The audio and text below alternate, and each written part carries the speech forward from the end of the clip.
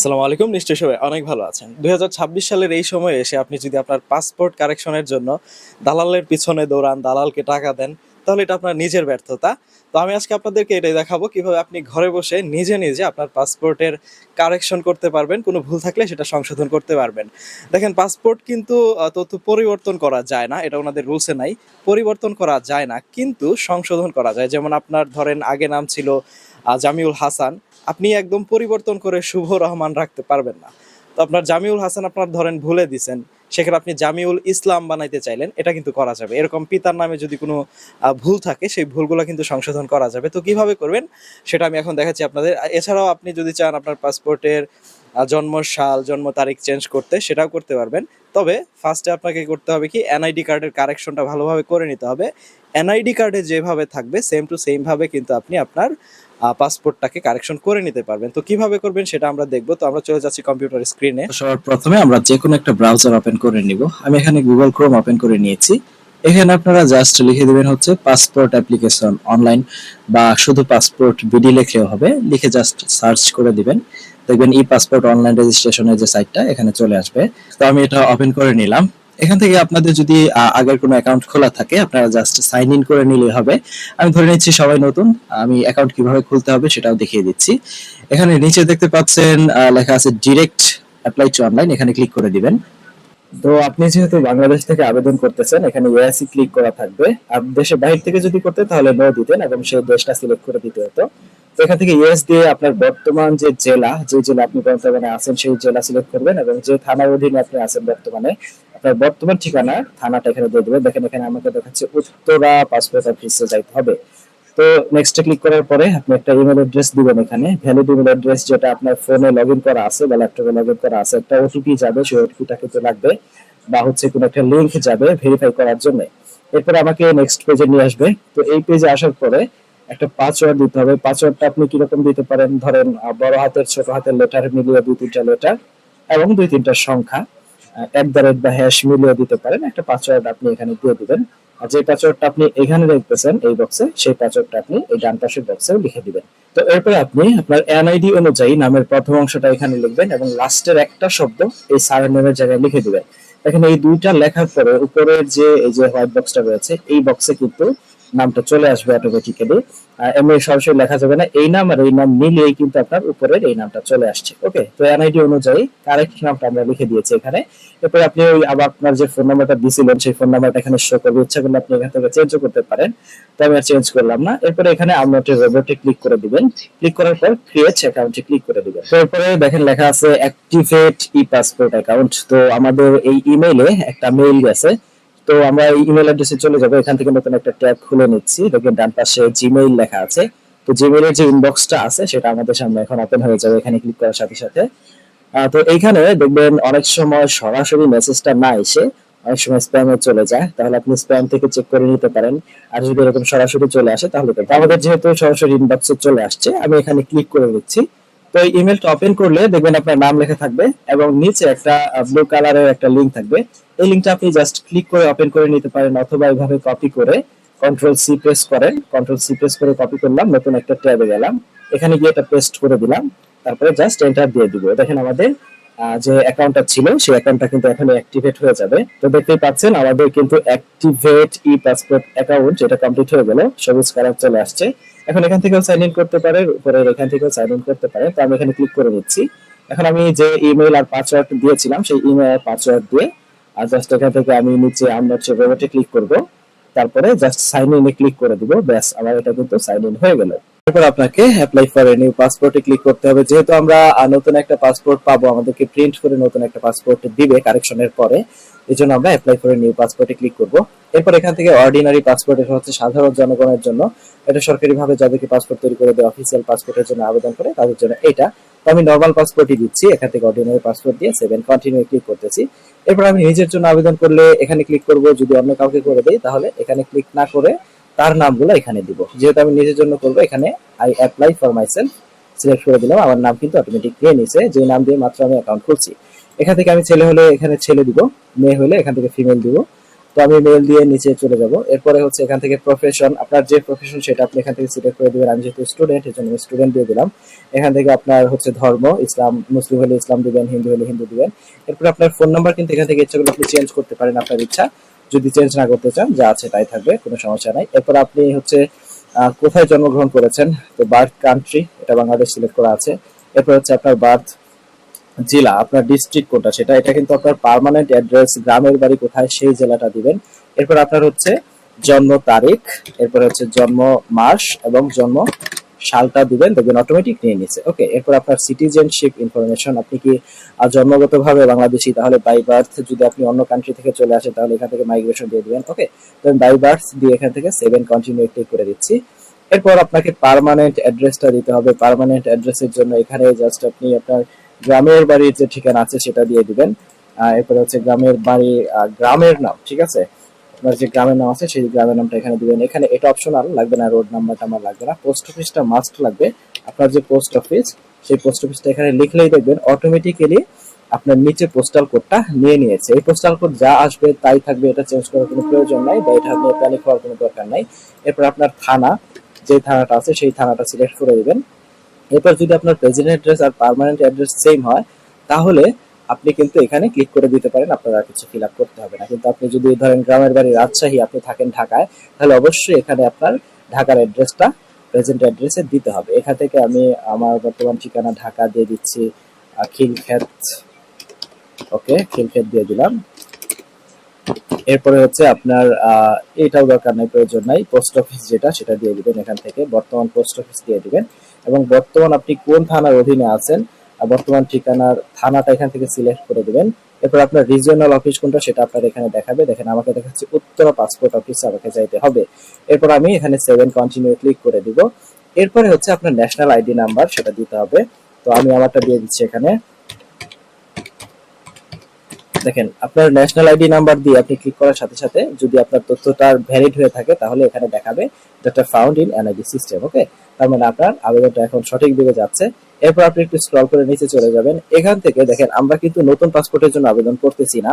নতুন পাসপোর্টে আবেদন হলে এখানে ক্লিক করতাম, যেহেতু আমরা কারেকশন করবো এই জন্য আমাদের এই দুটো থেকে একটা সিলেক্ট করতে হবে।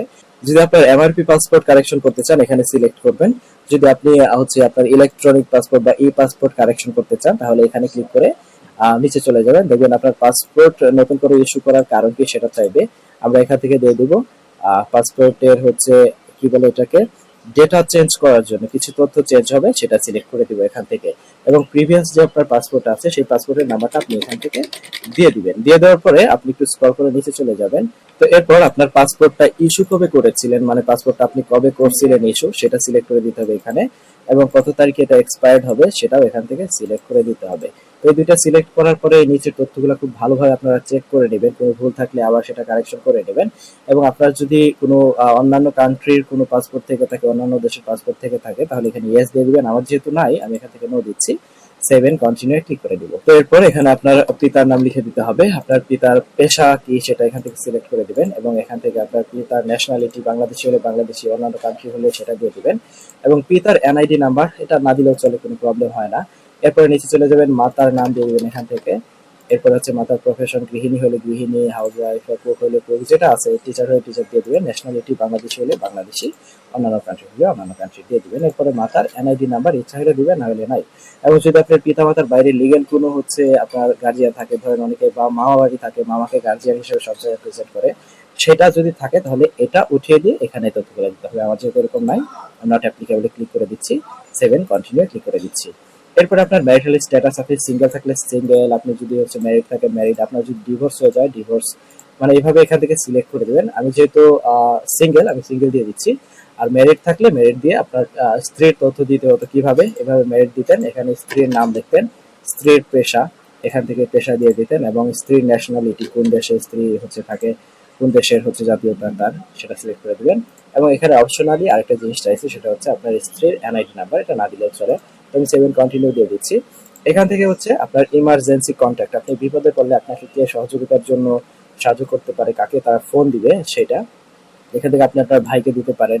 অথবা আপনার হচ্ছে যদি স্ত্রীর তথ্য আগে দিয়ে থাকেন তাহলে স্পোর্টসের সিলেক্ট করার সাথে সাথে দেখবেন আপনার স্ত্রীর নাম এখানে দেখাবে এবং হচ্ছে তার কান্ট্রিটা দেখাচ্ছে। বাকি তথ্যগুলো আপনি এখান থেকে সিলেক্ট করে দিবেন। আমি এখান থেকে আমার একটা দিয়ে দিচ্ছি, ওকে, জাস্ট আপনাদের বোঝানোর জন্য। ওকে, এরপরে হচ্ছে পোস্ট অফিস, স্ত্রী যেই এলাকায় থাকে বা আপনি যাকে গার্জিয়ান হিসেবে দিচ্ছেন তার এলাকার পোস্ট অফিসটা দিয়ে দিবেন। এখানে পোস্টাল কোড অটোমেটিক নিয়ে যাবে। পুলিশ স্টেশনটা দিয়ে দিবেন এখানে। এরপরে হচ্ছে ইমেল অ্যাড্রেস, এটা অপশনাল, না দিলেও চলবে, কিন্তু ফোন নাম্বারটা মাস্ট দিতেই হবে। তো ফোন নাম্বারটা এখান থেকে দিয়ে দিলাম আমি। এরপরে সেভ এন্ড কন্টিনিউ ক্লিক করে দিবেন।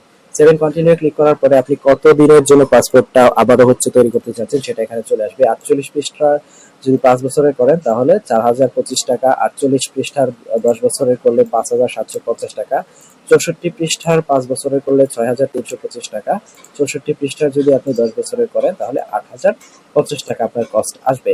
এরপর আপনার যেটা প্রয়োজন সেটা সিলেক্ট করে এখান থেকে সেভ এন্ড কন্টিনিউ ক্লিক করবেন।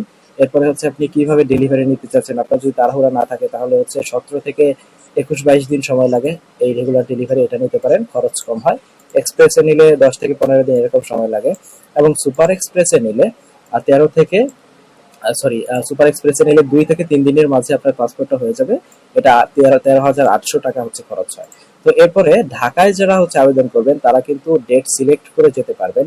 আমি আজকে আবেদন করতেছি, আমি চাইলে 17 তারিখে কয়টার সময় আমি যাব সেটাও সিলেক্ট করে দিতে পারি। 17 তারিখ 11টার সময় আমি যাব সকাল, সিলেক্ট করে সময় সিলেক্ট করে সেভ এন্ড কন্টিনিউ ক্লিক করে দিলাম। আর যাদের হচ্ছে সময় এরকম আসবে না তারা আবেদন করার সাথে সাথে যে কোনো সময় যাইতে পারেন, যেদিন আবেদন করছেন সেই দিনও নিয়ে চলে যেতে পারেন।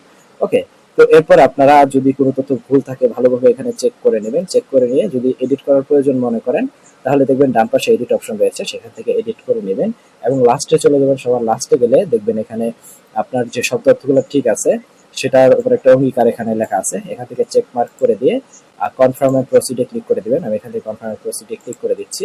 এরপর আপনাকে পেমেন্ট করার অপশন আসবে। তো এখান থেকে সবার নিচে যদি যান অনলাইনে কিভাবে পেমেন্ট করতে হয় সেটা আমি এর আগে দেখিয়ে দিয়েছি। পেমেন্ট কিভাবে করবেন এটা আমি আগের ভিডিওতে দেখাইছি খুব সুন্দর করে। ই পাসপোর্ট অ্যাপ্লিকেশন প্রসেসের যে ভিডিওটা ছিল, মানে পাসপোর্টের জন্য কিভাবে আবেদন করবেন এই নামে একটা ভিডিও আমি কয়েকদিন আগে দিছি ইউটিউবে, ওইটার লিঙ্ক আমি ডেসক্রিপশনে দিয়ে দিছি, ওইখান থেকে দেখে নেবেন। বিকাশের মাধ্যমে কিভাবে ফোন দিয়ে খুব সহজে আপনি পেমেন্ট করতে পারবেন এবং ই চালানটা কিভাবে ডাউনলোড করবেন সেটাও ওখানে দেখানো আছে, লিঙ্ক ডেসক্রিপশনে দেওয়া আছে, ওখান থেকে দেখে নেবেন। এখন কথা হচ্ছে কি কি কাগজপত্র লাগবে। কাগজপত্র আগের মতোই লাগবে, দুইটা জিনিস বেশি লাগবে। সেটা হচ্ছে আপনি যে কারেকশনের জন্য আবেদন করলেন এটার একটা অঙ্গীকারনামা লাগবে। অঙ্গীকারনামাটা আপনারা গুগলে সার্চ করবেন, পাসপোর্ট কারেকশন ফর্ম, এটা লিখে সার্চ করলেই দেখবেন পাসপোর্টের যে পোর্টালটা রয়েছে সেই একটা সাইট চলে আসছে, যে এরকম একটা ফর্ম আপনারা পেয়ে যাবেন। এই ফর্মটা দোকানে গিয়ে প্রিন্ট করে নেবেন, অথবা আপনার নিজের প্রিন্টার থাকলে নিজে প্রিন্ট করে নিলেন। প্রিন্ট করে ভুল তথ্যগুলো বাঁ পাশে লিখবেন এবং সঠিক তথ্যগুলো ডান পাশে লিখে সুন্দরভাবে ফর্মটা ফিল আপ করে নিচে সিগনেচার করে আপনি এটা কিন্তু সাথে নিয়ে যাবেন। এবং আগের মতোই আপনার লাগবে হচ্ছে অ্যাপ্লিকেশন ফর্ম, অ্যাপ্লিকেশন সামারি, এরপরে লাগবে হচ্ছে আপনার এনআইডি কার্ডের ফটোকপি, এবং যেহেতু আপনি পাসপোর্ট কারেকশন করতেছেন তার মানে আপনার আগে পাসপোর্ট ছিল, সেই পাসপোর্টটা নিয়ে যেতে হবে। এগুলোর পাশাপাশি আপনি স্টুডেন্ট হইলে আপনার বিদ্যালয় বা হচ্ছে ভার্সিটির প্রত্যয়নপত্রটা লাগবে। আপনি সরকারি চাকরিজীবী হইলে আপনি পাসপোর্ট করতেছেন বা কারেকশন করতেছেন, এনওসি লাগবে। এবং এই সবগুলোর পাশাপাশি আপনি কিন্তু জন্ম নিবন্ধনের ফটোকপিটা নিয়ে যাবেন এবং নাগরিকত্ব সনদ যেটা আছে, নাগরিকত্ব সনদ, সেটাও সাথে নিয়ে যাবেন। এটা অনেক সময় চেয়ে বসে থাকে। তো এই কাগজপত্রগুলোর পাশাপাশি আর কিছু কিন্তু লাগে না, এই কটা নিয়ে গেলে হয়। এবং অবশ্যই অনলাইন পেমেন্ট স্লিপটা নিয়ে যাবেন।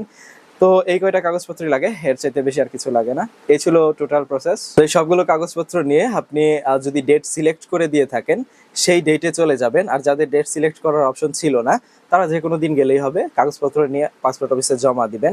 যদি কোনো আরো অ্যাডিশনাল কাগজপত্র থাকে, কারণ এক একজনের তো এক এক ক্রাইটেরিয়া, তো সেইভাবেই কিন্তু আপনার কাছে কাগজপত্র চাইতে পারে। আর না চাইলে তো আলহামদুলিল্লাহ, কাগজপত্র জমা দিয়ে দিবেন। পুলিশ ভেরিফিকেশনের জন্য অনেকের ক্ষেত্রে লাগে, অনেকের ক্ষেত্রে লাগে না। ওই যে বললাম আপনার কারেকশন কি ধরনের হবে তার উপর ডিপেন্ড করবে। তো তারা আপনাকে এগুলা রেখে যদি সম্ভব হয় ওই দিনে আপনার আইরিস স্ক্যান, ছবি, ফিঙ্গারপ্রিন্ট সব নিয়ে নিবে। আর না হলে আপনাকে একটা ডেট বলে দিবে, ওই ডেটে আপনি যাবেন। আর এগুলা করার পরে এই ফিঙ্গারপ্রিন্ট দেওয়ার পরে আপনাকে একটা স্লিপ দিয়ে দিবে। ওই স্লিপটা নিয়ে আপনি চলে আসবেন। যখন আপনার পাসপোর্টটা রেডি হয়ে যাবে তখন আপনার ফোনে একটা এসএমএস আসবে যে আপনার পাসপোর্টটা রেডি আছে, আপনি নিতে আসতে পারেন। তারপরে আপনি গিয়ে আপনার পাসপোর্টটা কালেক্ট করে নিয়ে আসবেন। এই হচ্ছে টোটাল প্রসেস। ভিডিওটা ভালো লাগলে অবশ্যই লাইক কমেন্ট এন্ড শেয়ার করতে ভুলবেন না, এবং কোন জেলা থেকে দেখতেছেন অবশ্যই কমেন্ট করে জানাবেন। আর মাস্ট সাবস্ক্রাইব করে রাখতে পারেন চ্যানেলটা যদি মনে করেন উপকারে আসবে। এবং পাসপোর্ট সংক্রান্ত আরও যেসব ভিডিও রয়েছে, যে পাসপোর্ট করতে কী কী কাগজপত্র লাগে, নতুন পাসপোর্ট অ্যাপ্লিকেশনের প্রসেস, তারপর এমআরপি পাসপোর্ট রিনিউ করতে কি প্রসেস, সেম টু সেম সবগুলা ভিডিও কিন্তু আমার